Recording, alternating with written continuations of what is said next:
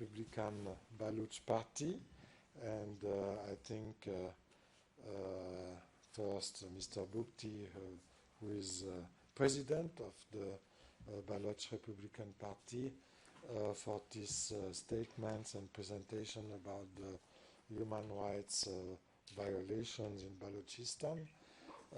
We had already the pleasure to welcome a conference on the same theme, but I think it's important to repeat and to stress on, to focus this theme, and I wish to thank you for that. Before to give you the word, I would like to ask you to sign our golden book and maybe to receive the little Swiss souvenir, which is a Swiss knife. Yeah. Oh, thank you. Typical Swiss product, but it's not only a knife, it's a tool. Yeah. So, okay, for you. And, thank you. Okay.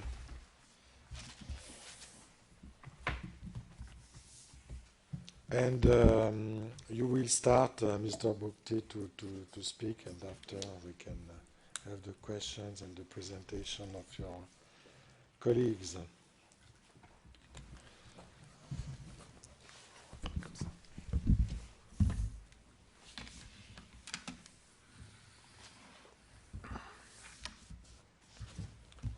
I think they finished the... Yeah, maybe better. Yeah. Big delegation. Yeah. That's good. All friends coming from Europe. All Europe. Yeah. London, Norway, Sweden, Germany. Okay, that's good. Okay, give me back the, please. Okay, thank you. And so, please. Can I proceed?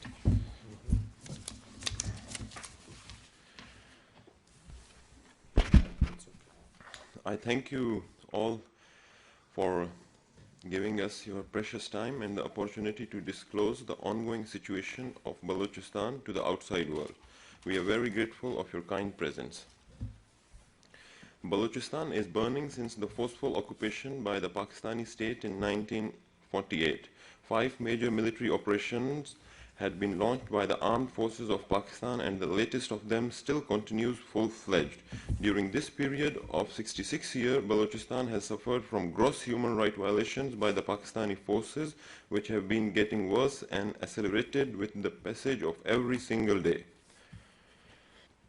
There have been assaults on civilian populated areas, heavy bombardments of villages of innocent Baloch civilians with fighter jets, tanks, helicopters, and heavy military artillery. There have been lootings and burnings of houses, brutal killings of innocent, including women and children, and arbitrary abduction of the people during military operations in every nook and corner of Balochistan. The abducted people get shifted to military torture cells and unknown locations and are subjected to inhuman and worse torture the human history has ever witnessed. The abductions or the enforced disappearances by the Pakistani forces in Balochistan mainly target the cream of the Baloch society, the educated youth, political activists, teachers, lawyers, poets, intellectuals, and enlightened people belonging to every walk of life. After detention of weeks, months, and most of the time years, the abducted people are brutally killed in the custody, and their bodies are found every next day in the different parts of Balochistan. Human rights organizations such as Human Rights Watch, Amnesty International have termed these killings as dump and kill policy, a policy adopted by Pakistani state and its forces to literally wipe out the very existence of a nation, the Baloch nation. More than 140,000 Baloch people have been killed by Pakistani forces during military operations and other state atrocities in Balochistan since 2006. 20,000 Baloch civilians and activists have been abducted by secret agencies of Pakistan, and 24,000 people, majority innocent women and children, have been killed by the Pakistani armed forces only in 2013. All this is happening while the United States and the Western world gives millions of dollars aid to the Pakistani state in the name of war on terror every year. All those military and financial aids are used by the Pakistani forces to brutally crush the Baloch people's peaceful and democratic struggle instead of being used against terrorism. We appeal to international powers, especially the United States, to immediately stop every kind of financial or military aid to Pakistan. Baloch people have been calling for help from the civilized international community and their human rights institutions, but no heed was paid to their cries, no matter how grievous and heartbreaking they were. September last year, a devastating earthquake jolted Balochistan, mostly the southern part of the region. Around 1,000 people were killed, many thousands wounded, and hundreds of thousands were left homeless without shelter in the harsh winter weather as the quake demolished 90% of houses in the area. Once again, the Baloch cried for help, and in fact, we also did a press conference here in Geneva to drag the attention of the Western world, its people, relief organizations, and in its media toward the post-quake situation of Balochistan. A number of relief organizations tried to access the quake-hit areas but were denied access by Pakistani government with the pretext of security risk and the artificial claim that there was no need of foreign aid as the government itself could do the rehabilitation work. The real reason behind denying access to the foreign teams was to keep the ground realities of Balochistan from the outside world, and the Pakistani forces are guilty of massive military operations, gross human rights violations, and dirty war crimes there which they never want to be exposed to the civilized world. It was this denial of access that led to more sufferings of the Baloch people. Had the international media accessed Balochistan and reported the situation, what I am going to reveal would never have happened. On January 25th, a shepherd in Tutak area of Khuzdar district of Balochistan saw remains of human bodies in an abandoned place. He informed the locals who rushed to the site and witnessed two mutilated dead bodies. On suspicious of presence of more bodies, they started digging the place where 13 dead bodies were found. Later, the number of dead bodies found in one grave or a mass grave raised to 15. People searched for more bodies and at least 3 mass graves were discovered containing 17, 8 and 78 dead bodies separately. Chemicals were used on the bodies to mutilate them and so that they could not be identified. When informed, the Pakistani forces ran to the site and forced the locals to leave and surrounded the area. The people have informed that a total of 169 dead bodies were recovered from the mass graves, but the number could be much more as the searching and digging was continued when the personnel of armed forces arrived and sieged the area. The discovery of mass graves raised the fears of the families and the relatives of Baloch missing persons who have been abducted by Pakistani forces. A large number of family members gathered outside the hospital where the dead bodies were shifted to identify if those were of their abducted loved ones, but instead of cooperating with them, the Pakistani forces baton charged against them and forced them to leave. On the question if the dead bodies found in the mass graves were of the abducted Baloch people, the Pakistani government officials responded with blaming it on foreign intelligence agencies as usual.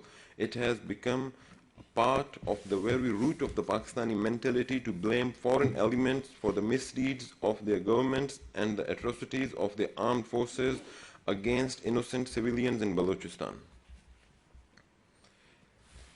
On the face of the blatant lies by the Pakistani officials, 3 dead bodies were identified as those of Qadir Bakhsh Baloch, son of Miskan Baloch, Muhammad Nasir Baloch, and Muhammad Umar Baloch. Only the 3 were identified and other bodies remain unidentified to this day as they were mutilated beyond recognition, but there is no doubt that the others are also of those abducted by the armed forces and intelligence agencies of Pakistan. There is high possibility that there are more mass graves in different parts of Balochistan, and that most of abducted people have been killed and buried in those mass graves. In fact, this is not the first incident of discovery of mass graves in Balochistan. On March 25th, 2011, a mass grave containing 6 dead bodies of the abducted Baloch men was discovered in Machi Gorani area of Sui Dera Bugti. The mass grave was coincidentally discovered by a local shepherd a day after the bodies were buried. The bodies were clearly identifiable and were identified as those of Ali Bakhsh Bugti, Shah Bakhsh Bugti, Iqbal Mazari, Kodil Bugti, and Ketran Bugti. Kodil Bugti was a leader of Baloch Republican Student Organization. At least we appeal to the international community, the UN and the European Union, human rights organizations and champions of human rights to immediately respond on the discovery of mass graves in Balochistan and play their most urgent role to bring the responsibilities, the government and armed forces of Pakistan to justice. We urge the United Nations to send a fact-finding mission in Balochistan. Dead bodies found inside them in Tutak area. Rights campaigners must be established and given the task of investigate the gross human rights abuses committed by Pakistani forces in Balochistan since the forceful occupation.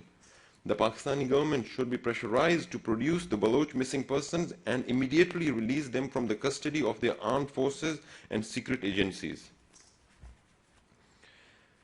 The extrajudicial murders of all Baloch political leaders and activists, including Shahid Nawab Akbar Bugti, Shahid Nawab Zada Balach Khan Mari, Shahid Ghulam Muhammad Baloch, Shahid Sher Muhammad Baloch, Shahid Sana Sangat Baloch, Shahid Jalil Reki Baloch, must be thoroughly investigated, and the state criminals must be prosecuted in accordance with the international law.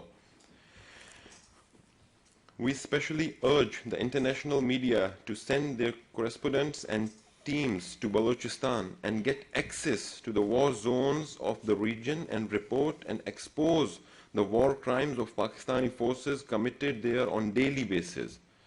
This is the responsibility of media. If the Pakistani state denies access, then a proper media campaign must be launched to denounce the state suppression of media and masses.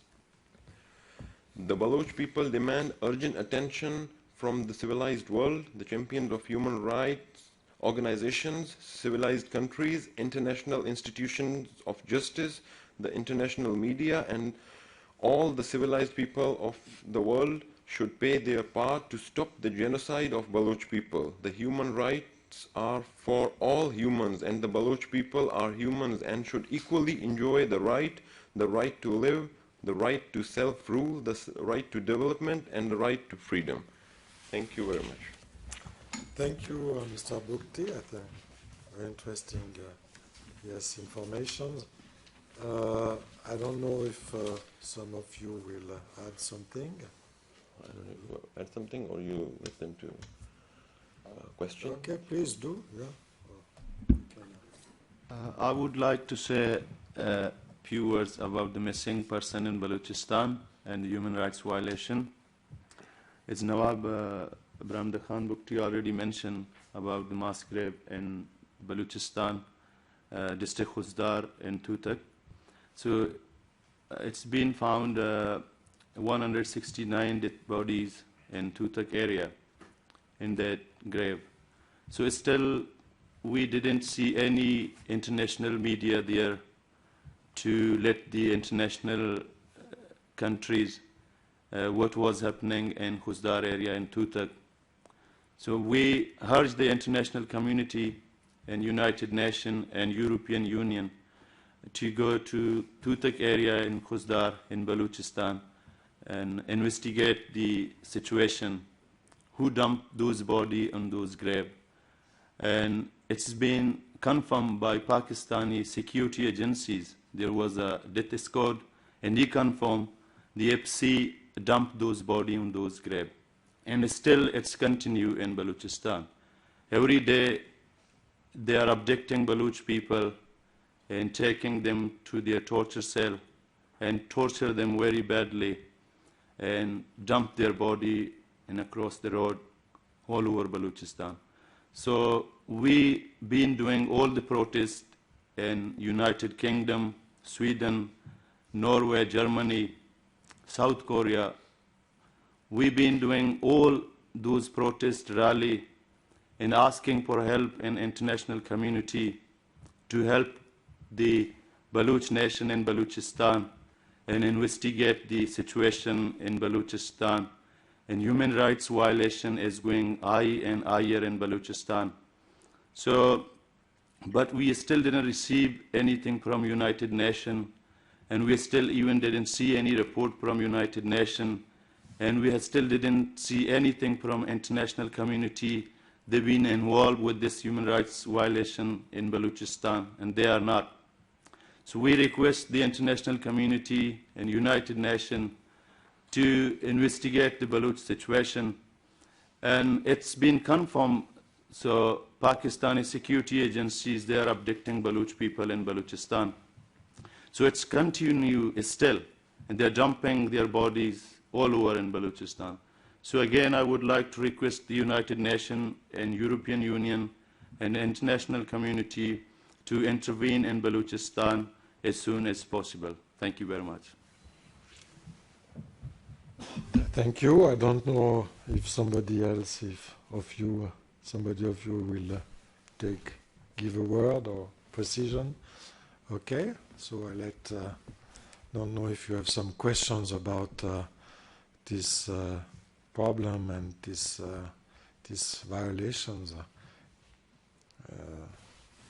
Maybe just to question from me about your party.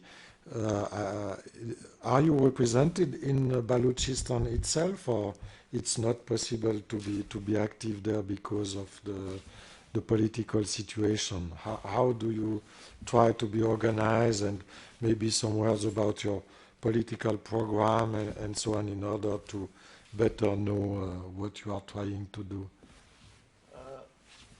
Please. Baloch Republican Party is a political party, and we are not only in Europe, we are all over in Balochistan. So we want independence, which Nawab Brahumdagh Bugti says in 1948, Balochistan is being occupied illegally by Pakistan.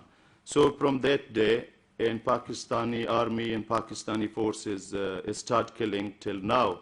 So we have a Baloch Republican Party all over, and Baloch Nation support Baloch Republican Party because we are the people, we are asking for independence for Baloch Nation, for Balochistan. And we are all over in Balochistan and Europe and United Kingdom and Australia, Japan, South Korea, all those countries. So our aim, our main target, our goal is independence, Balochistan. So freedom for Balochistan. That's what we are asking international community and international countries, United Nations or European Union, to intervene in Balochistan to help the Baloch people to get their independence. Thank you. How do you explain that there is no reaction from United Nations or Europe or other countries? Yes? Just one small example. Just recently, last like around 2 months, the situation which is in Ukraine, for example, and European Union immediately took a very big decision and helped to stop all these things. And coming to Balochistan, the Balochistan situation is not from last 2 months or 2 years, it's a long, long history. And since the Baloch representatives as like us who are already out of the country, we are trying our best to knock the door of United Nations, and we are still, until we will do it till we will get our freedom back from Pakistan. But we have not seen from United Nations nothing till now today. They are, I don't know, we don't understand why when it comes to Balochistan issue, United Nations is silent, European Union is silent, we are trying from our best, whatever we can do. We are updating the news, we are highlighting the issues, we are doing protests, we are doing demonstrations, not only just to in front of United Nations, but even we are trying our best to do in, you can say, from the streets, from shops to even the European village, to the whole world, to come to know where is Balochistan, what Balochistan wants, what Baloch nation wants. But after all these things, but still we are seeing that United Nations is keeping quiet when it comes to Balochistan issue. But the rest of the world, whether it is just recently, like before a few years, there was a problem with Sudan and South Sudan, and they also fought and they struggled for the freedom, but they helped, and South Sudan got the freedom. So every country has a right of the freedom, and the people has a right of the freedom, which is a Geneva Convention, a European Convention. So the same right the Baloch nation has, and Baloch is not asking anything extra. Baloch is asking its own freedom, which is its own, the land is their own property. We have not went to India or Pakistan that we are coming and we are taking your country. No, Pakistanis came to our country and they took our country. So now, in our countries, we are slave. In our own land, we are slave. We are on our own land. We are being pressurized. We are being dumped. We are being killed. We are being... So after all these things, what we should do, we still should wait that another fourth, fifth country will come and do. And we are waiting, but we don't see any good right of exercise to help us and to bring this issue in the... it's not only like, for example, our party. There are many other Baloch activities are also trying their best to bring the issues in United Nations. But sorry, we don't have no answer from, till now, we don't have no answer from United Nations.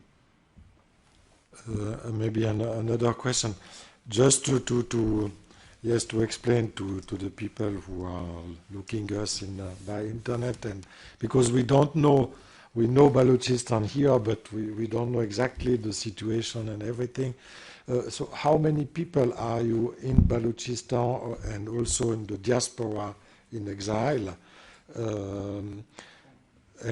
First question, and what are the main economic activities in Balochistan in order to become self-supporting or independent, you know? And second question. And third question, is there a possibility of a federalist solution, for instance, in Pakistan, or not at all, or, you know, just, or for you,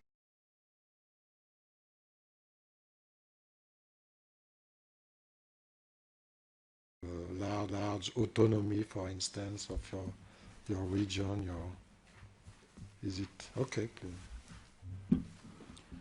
First of all, sir, you asked about Balochistan. Balochistan is not a country like Pakistan, which is made like 66 years. No, if you go back like around, it is a country of more than 500 years. It is not new in the world map, but of course, just because of the tactics of Pakistan, which used to pressurize Balochistan and to make Balochistan outside of the world map, because of course it is a country.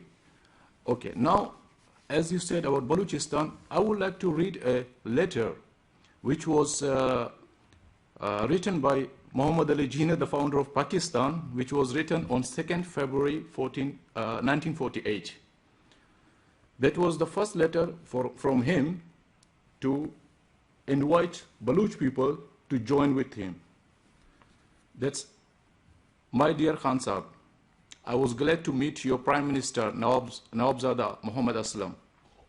Today, when he came to talk over matters with me on your behalf, we have discussed the matter, and he will convey to you the result of our talk. As your friend and well-wisher, I advise you to join Pakistan. This is the letter from Muhammad Ali Jinnah. That means Balochistan was never a part of Pakistan. I'm just writing a shortcut. Okay. I hope that you will carefully consider the matter and let me have your final reply, which you promised to do after your stay with me in Karachi, when we fully discuss the whole question in all its aspects. Yours sincerely, Gina. And what else we should tell to the world? That we were never a part of Pakistan, so why Pakistan is not leaving our country? No, I think no human in today's world likes to live as a slave, and we cannot be a slave in our own country.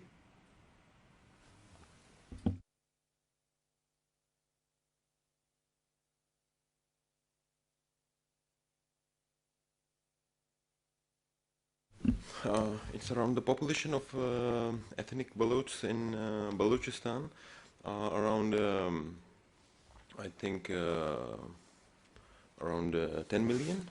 Yeah. In Yes, okay. Yeah. Okay. And there is a big diaspora in other countries? Yeah, of course, in Iranian part and some in Afghanistan and some in other parts of Pakistan. As refugees. Also, yeah. And I also want to add something that the question of how many Balochs we are and we are present on the ground or not, representing the Baloch people in Balochistan or not, these are very for me, a question like, I think it's better for you people, the Western world, that we are trying our best for last few many years to make you understand what is going on. And people from Western world don't know where we are, how many people we are, and then the problems comes next. Exactly. So it's better for you, and we request the international world, especially the international media, to go there, and you will understand what's going on and what people want. Maybe you don't believe what we are saying and what Pakistan is saying. It will be much better if you go there by yourself and find the facts.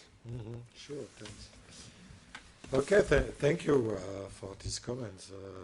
There is another question. Boris, yeah.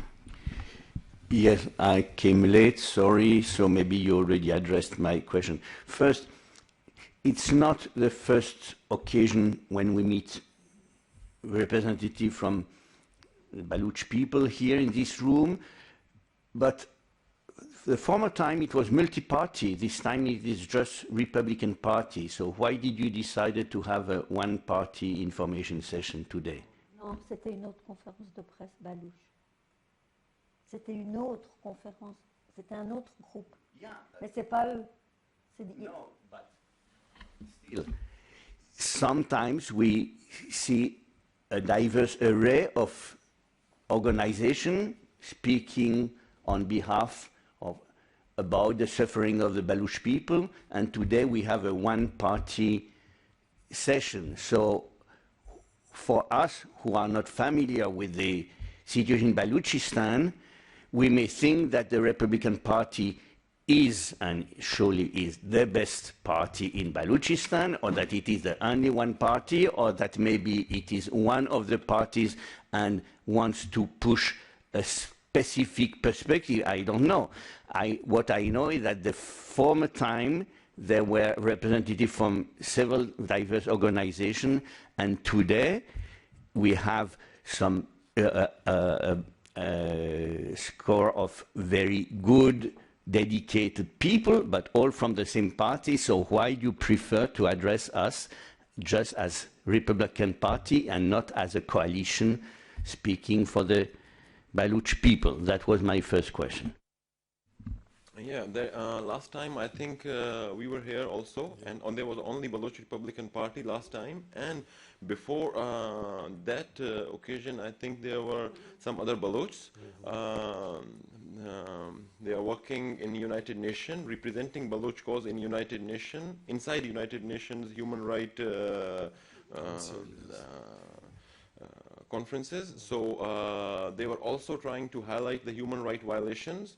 And we are together, but we are doing this as a Baloch Republican Party because we belong to the Baloch Republican Party, and we are doing this. So they were doing on behalf of their own organization. I understand, but you must also understand that we as journalists, not familiar with your party nor with the situation, when we see 10 organizations speaking the same voice on a few issue of agreement between them, we are 100% convinced. When we see a single party coming, we may think, rightly or wrongly, that you are pushing a specific perspective, like independence, and that is not, we will not absorb this as easily, whatever your dedication and your honesty and your service to your people. It will still be the message of the Republican Party, which might be the voice of the whole people of Balochistan, or might not be, I don't know. No. Yes, the last time we were holding conference here, we belong from Baloch Republican Party, and there are so many other parties they are asking for independence in Balochistan as well, like BNM. There's a student organization. There are so many other Baloch activists. They come here and highlight the human rights violation in Balochistan. So we belong from one party. That's why we use BRP, Baloch Republican Party. We belong from them. So that's why we are here. Yeah. Thank you. Yes, please. This is not a new thing. Every country which struggles for its freedom, then of course different organizations comes out with their own tactics of working. Some they work together, some they like to work independently, like we want to work independently for our independence of Balochistan. So of course we are having some activities, like for kind of example, if we are doing a demonstration, their organizations members are also coming and joining us. But when there's some things we want to like to represent from our side, and of course, and not only in Balochistan, but I think in each and every country which were struggling for freedom, in those countries were also from different parties and their own tactics of working.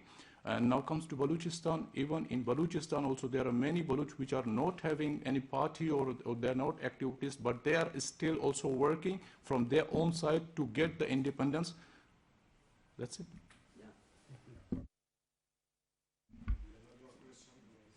In fact, I have many, but I don't want to impose a long session if people are not don't have too much time. I have 2 or 3 questions. First, you said rightly that Balochistan, in spite of the seriousness of the situation, is not much at the stage center in terms of communication about human rights.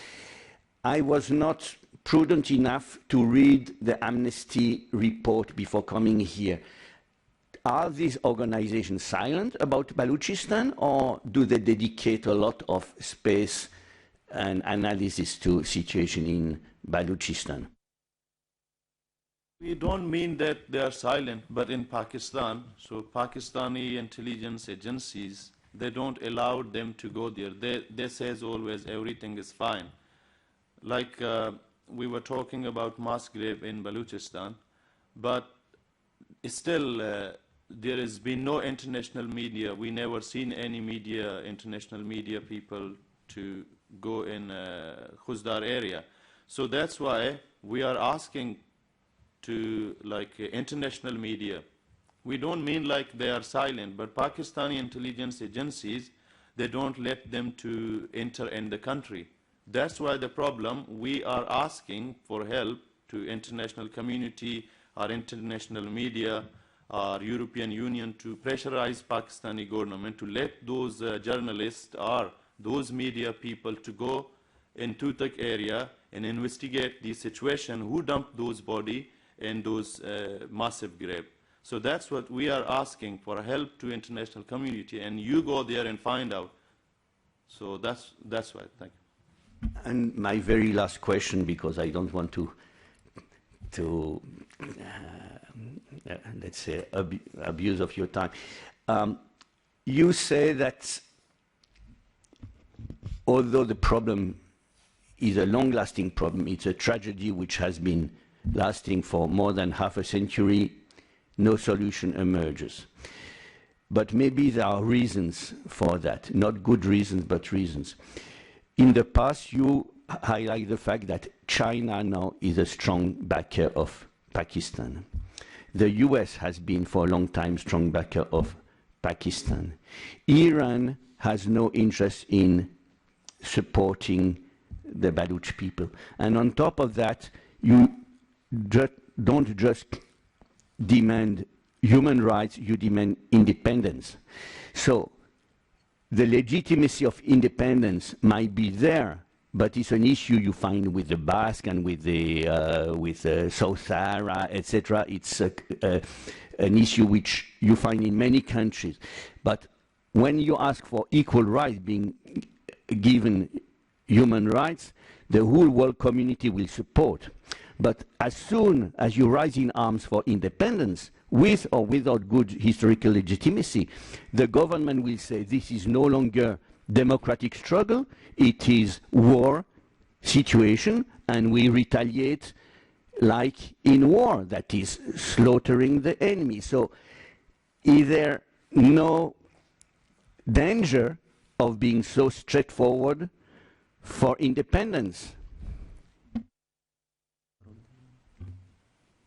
Baloch peoples were trying to negotiate before, I'm talking before like around 2000, they were trying to make them understand if you want us to live also in the same part, then there should be some limit, okay?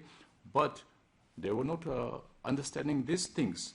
Then if Baloch people asked for a house, they gave us graves. If Baloch people asked as a normal human rights for food, they gave us bullet. If Baloch people asked for clothes, they gave us coffins. So after all these things, then the Baloch is decided, then why I should ask him, because this is my country, this is my land, and I am the owner of this land. It's better I should take then my freedom and live a free, independent Baloch in the world. Sorry. I would like to add something that you mentioned, like the human right and independence. I think these are not two different things. They are, because of the independence, there are human right violations. If we don't ask independence, that you said, if you say only the human right, there will be no human right violations. If we say that we don't want independence, we want to be your slave, to be your good slave, then there will be no human right violations. So because of the freedom, we are asking for freedom to get rid of this slavery. That's why there are killings, kidnappings, and tortures, and mass graves. So just because of this. No. The human rights question that internationally, like people they are doing or not in. I understand. I know the situation. You had a similar situation in Sudan and in Sri Lanka. But of course, as soon as you say independence and you rise for that, it creates a different situation for both communication with the public opinion and for international law. So of course, rising with arms for independence is very risky whenever and wherever. I don't say it's wrong. I say it gives the government the pretext to crash on you, because they say we are facing insurgents. We are not facing just demonstrants, we are facing insurgents. So,